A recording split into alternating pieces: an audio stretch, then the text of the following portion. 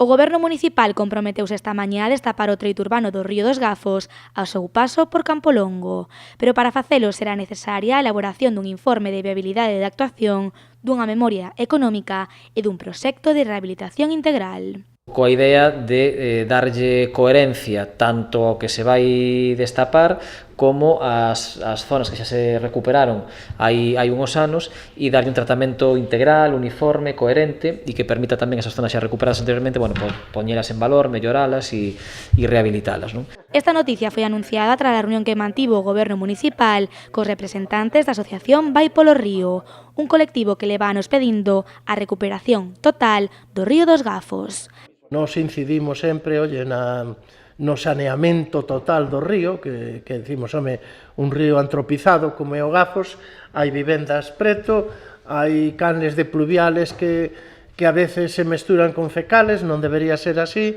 sabemos da dificultade que está para controlar, etc., pero en fin, é unha aspiración bella da asociación recuperar o río totalmente. Vemos que o Concello, desde logo, está en moi boa sintonía en eso.